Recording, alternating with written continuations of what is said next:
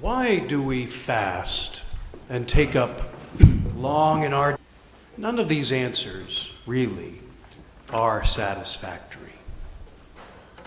We hear the right answer to this question in the gospel we just heard, in Matthew's account of the transfiguration of the Lord. The answer to this question is not immediate, it's not clear at first. But the more we probe the details of that transfiguration event, the more we begin to perceive the reason for this season of Lent and its sacrifices. Immediately after, the Lord Jesus' face begins to shine with the light of the sun, and his clothes become dazzling white. Two figures appear at his side, Moses and Elijah. Moses, of course, was the great lawgiver on Mount Sinai. He gave the people the 10 Commandments. He led the people out of Egypt. And Elijah was perhaps one of the greatest of the prophets of the Old Testament.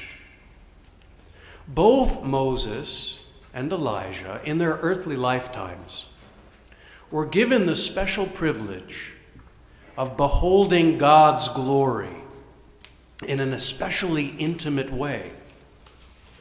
And this experience of God given to them occurred on a mountaintop, Mount Horeb.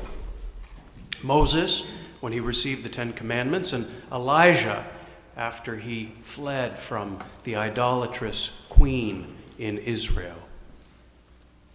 To prepare themselves to experience God on the mountaintop, Moses and Elijah had to fast for 40 days. This was not a test.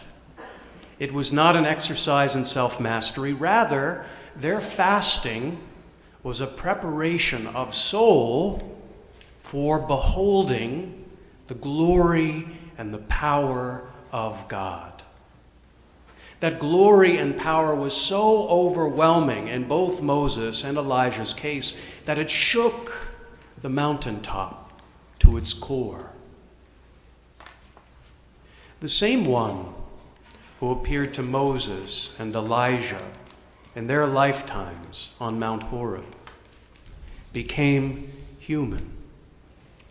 And that glory shines not in an earthquake, but gently in and through the face of Jesus Christ, our God made human. The whole season of Lent, brothers and sisters, is about preparing our souls to behold the glory of God. God made you. He called you to see his face, to see the light, to see the peace, to see the love that comes from looking into his eyes. And our fasting and our sacrifices have that as their goal, as their end, as their whole reason for being. All of us very often fail to notice the glory of God shining upon us.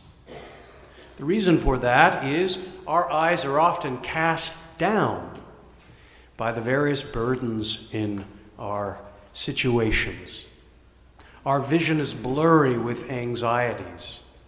We've all had the experience of talking with someone and not really listening to them because we're shining on you personally through the face of Jesus Christ.